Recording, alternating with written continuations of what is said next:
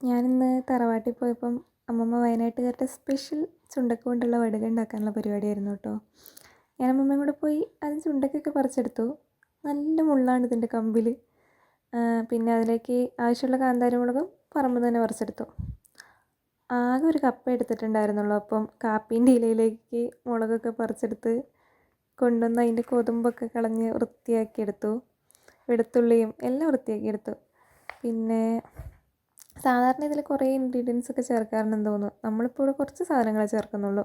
ചുണ്ടക്കയും വെളുത്തുള്ളിയും കാന്താരി മുളകൊക്കെ കൂടെ ഒന്ന് ഉപ്പിട്ടിട്ട് ജസ്റ്റ് വേവിച്ചെടുത്തു. അത് കഴിഞ്ഞ് അരകല്ലിൽ കുറച്ച് ജീരകം കൂടെ ചേർത്തിട്ടൊന്ന് അരച്ചെടുത്തു. അപ്പോഴത്തേക്ക് തന്നെ അരിയും വറുത്ത് പൊടിച്ചെടുത്തിട്ടുണ്ടായിരുന്നു. പിന്നെ ഈ അരിപ്പൊടിയിലേക്ക് ഈ അരച്ചെടുത്ത അരപ്പും കൂടെ ചേർത്ത് കുഴച്ച് ഉരുട്ടിയെടുത്തു. ഞാനിവിടെ കാണിക്കുന്നത് ഉരുട്ടി വെയിലത്ത് വെച്ച് ഉണക്കിയെടുത്തതാട്ടോ. ഇതിനിപ്പോൾ വെയിലത്ത് വെച്ച് ഉണക്കിയെടുക്കണം. ഇപ്പോൾ ഇവിടെ കാണിക്കുന്നത് ആദ്യമേ ഉണ്ടാക്കി വെച്ചതാണ്. നല്ല ഉണങ്ങിയിരിക്കുന്നതാണ്. നമുക്ക് ചോറിൻ്റെ കൂടെയൊക്കെ മുളക് കൊണ്ടാട്ടം പോലെയൊക്കെ കഴിക്കാൻ തന്നെ പറ്റും. നല്ല ടേസ്റ്റാണ്.